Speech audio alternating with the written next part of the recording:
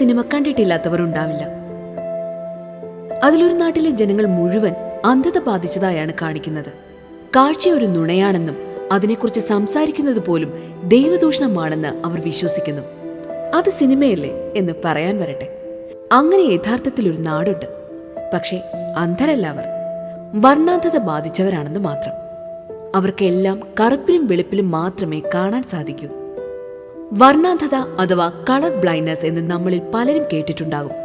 വിവിധ കാരണങ്ങൾ കൊണ്ടും ഈ അവസ്ഥ സംഭവിക്കാറുണ്ട്.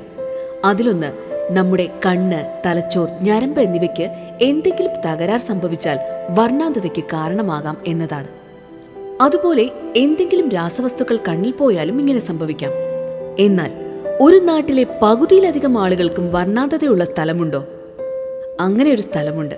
അതാണ് പിങ്കേലാബ് അറ്റോൾ ദ്വീപ്.